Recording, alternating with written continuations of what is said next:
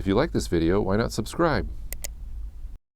Hey everybody, welcome back to The Frugal Filmmaker. You know, typically on this show I talk about a DIY build, but today I thought I would talk about something else that's very DIY but very important to your film, and that's auditioning actors. Now, you might already handpick your actors, or maybe you use all your friends, but you might be surprised about the incredibly talented people that are in your area that you can only find out about if you hold auditions.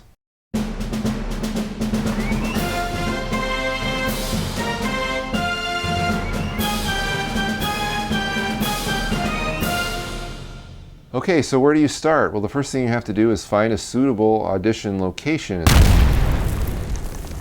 And this will consist of two rooms. One is a waiting area where your actors will congregate as they wait their turn, and an audition area where they'll actually audition for the various parts. If you're wondering where you can find such rooms, I would first try your local library. They will typically have rooms that you can reserve various times of day, and it won't cost you anything. Another one might be a local business. Perhaps you know someone that owns a business and a building, and you can use that for your auditions. Or maybe a local school, like public school, college, university. If you just talk to the people in charge, they might let you use it. And all of these shouldn't cost you anything, and will give you the location you need. Another thing to consider is parking. People are going to come to audition for your movie, and they need a place to park. If there isn't a parking lot or somewhere there is free parking, perhaps your business is downtown, they need to be aware of that and where the free parking is, if any. Alright, so once you have your location nailed down and you've come up with a date that's suitable for you, you'll want to create an audition notice. And what this is just an announcement of your auditions with a whole bunch of important information.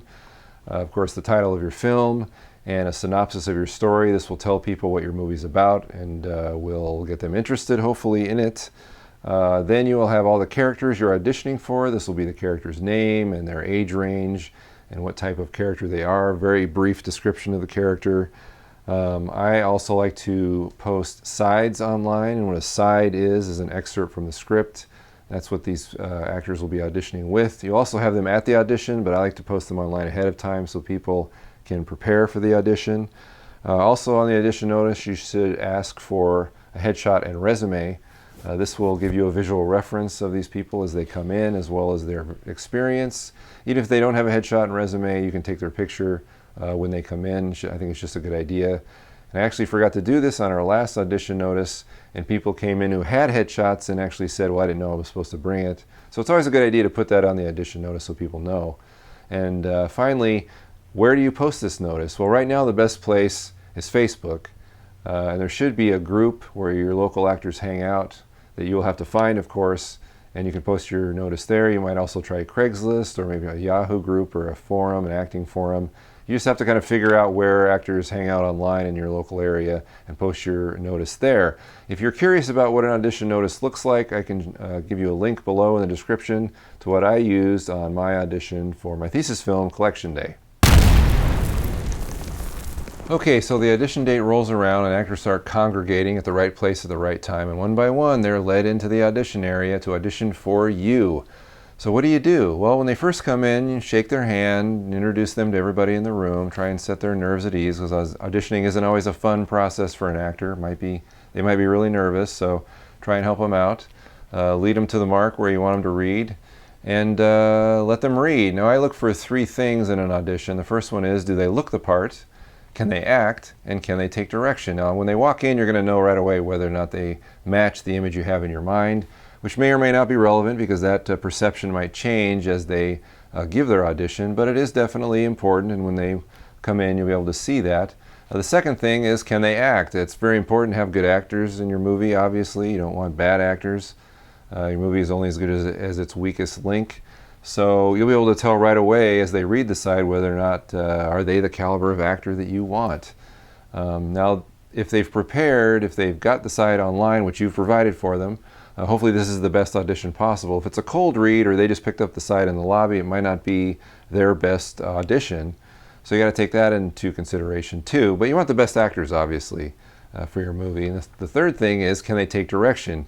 You want an actor that can take direction, because if you have to mold their performance while you're shooting or in rehearsals or whatever, you'll want them to change their performance based on what you're telling them. So give them a test in the audition, have them change their performance, give them some direction.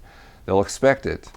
If you're wondering how you can direct them or a good way of directing them, I recommend that you don't give them result-oriented direction, which is something like be more angry, but give them some kind of action verb that will help them process that information better.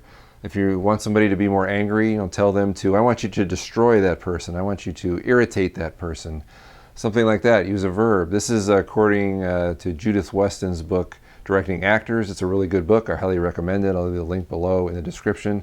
But this will allow you to see if your actors can take direction, because even if they give a really good audition, let's say they read really well, but they don't change their performance when you tell them to, that might give you a problem later on the set, because sometimes you'll come across an actor who gives their very best performance in the audition, but that's not what you want. You want somebody who auditions well and then is even better when you're shooting on location.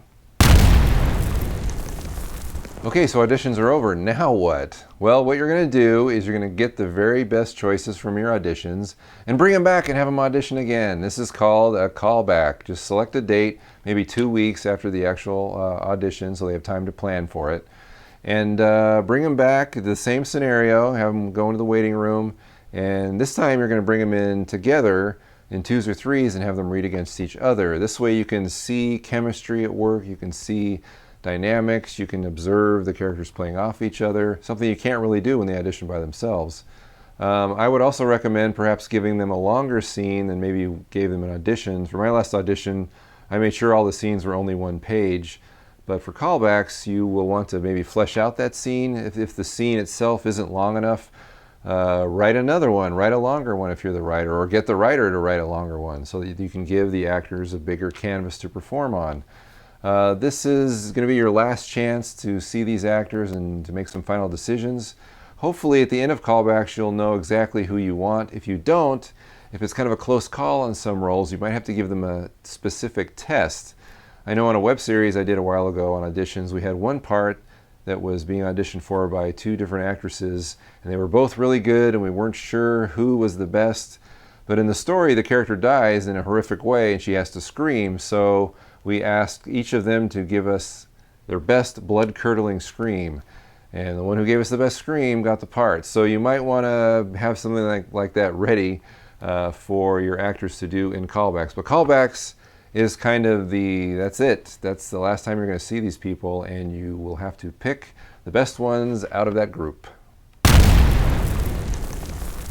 Okay, just a few things at the end here. There's been a lot of information, I realize, probably too much for one video, but just a few tips I'd like to share with you of things that have worked for me.